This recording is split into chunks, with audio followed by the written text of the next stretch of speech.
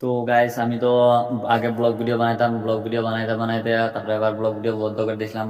আমার 63 day blog অব্দি বানাইছি, তারপরে বানানি বন্ধ করে দিছি। তো গাইস কালকে থেকে আমি আবার ব্লগ ভিডিও বানাবো 63 থেকে 64 আইবো আবার কালকে। কালকে ব্লগ দিব 64। গাইস তোমরা দেখো, আর আমি তো চ্যালেঞ্জ করেছিলাম 130 দিনের ব্লগ, কিন্তু পারছি না কমপ্লিট করতে, কারণ একটু মন খারাপ হয়ে গেছিল, গাইছিলাম পারছি না। আবার কালকে থেকে বানাবো, তোমরা দেখো। তো কিরকম আর কিন্তু লজ্জা করতাম অনেক ক্যামেরার সামনে ভিডিও বানাইতে বা মানুষের সামনে ব্লগ বানাইতে, এখনো লজ্জা করি যে মানুষ কি তা কইবো আমার ভিডিও বানাইলে মানুষের সামনে ক্যামেরা ধরে। তার মধ্যে বানাবো কালকে থেকে, যতই লজ্জা লাগুক যতই শরম লাগুক, চেষ্টা করুন লাগে এটাই করুন। ও ভিডিও বানাবো, একদম ভিডিও বানাবো গাইস, তোমরা দেখো। আর এটাই, লজ্জা লাগলো তাই, লজ্জা থাকলে হইতো না, এখন যা বুঝা গেছি গা যতটা।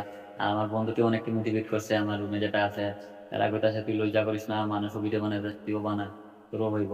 আমি তবে কথা দিয়ে শুনছি, মোটিভেট হয়েছে, যতটা মনে হয়েছে সব ঠিক হয়েছে।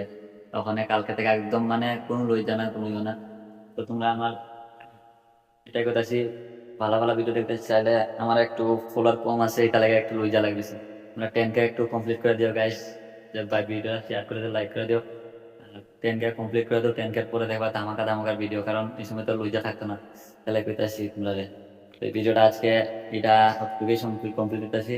কালকে 64 ডে ব্লগে লেগা সবাই একটু সাব মানে থাকবো, আর চ্যানেলটা ফলো করে দিও গাইস। তারা আজকে লেগা বন্ধুরা।